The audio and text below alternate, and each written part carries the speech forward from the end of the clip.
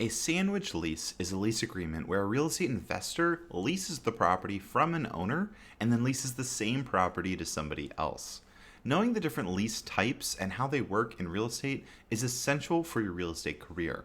So if you want to pass your real estate exam and start your career off right, you are in the right place. Hello everybody, it's Zach here from realestatelicensewizard.com. Today we're talking about sandwich leases. Let's get started. So what is a sandwich lease? Well, a sandwich lease is a rent agreement where a property owner rents their property to an investor who in turn rents that property to a tenant.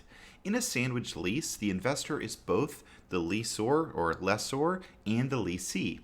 The investor rents the property from the owner and is responsible for paying monthly rent. However, the investor does not live in the property themselves. They create a separate rental agreement with a tenant who will live in the space and pay them monthly. The investor acts as the landlord to the tenant so that the property owner has fewer responsibilities. The investor pays one rent price but charges a higher fee to the tenant. They then collect the difference between the two contracts and earn a profit.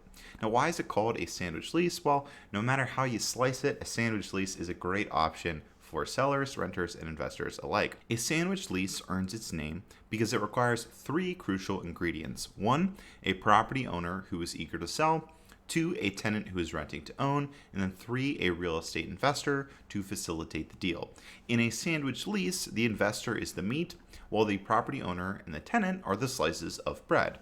Now, what terms are specifically covered in a sandwich lease? I'll throw them up on the screen for you right now. But essentially, they need to cover a wide variety of things. Obviously, the name of the tenant, the property description, occupation limits, security deposit fees, and much more. So let's do an example of a sandwich lease.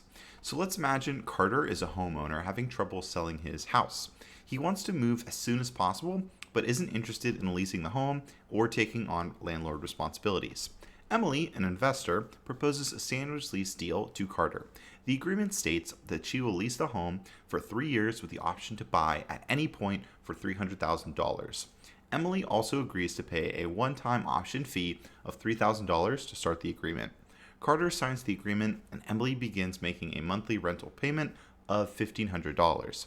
Emily then initiates a deal with Bill, a tenant who wants to buy Carter's home but cannot afford the down payment. Bill signs a 5-year rental lease with Emily, paying $2,000 a month with an option to purchase for $350,000 at any time.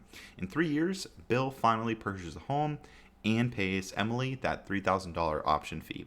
Carter then receives the full price for the property and Emily profits from the difference. It's a win for all three parties. Now let's discuss some pros and cons of a sandwich lease and how it affects investors, tenants, and property owners.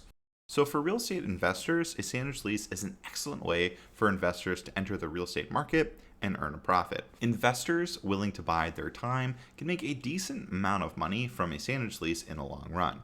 One of the downsides for investors is that finding suitable properties with willing owners can be challenging. Another issue is that sandwich leases require a bit of haggling. Investors may be unable to lower the rent price enough to earn a profit. Even if the investor negotiates the right price, it takes the entire lease term for them to see the fruits of their investment fully. Investors also have to worry about tenants backing out of the deal.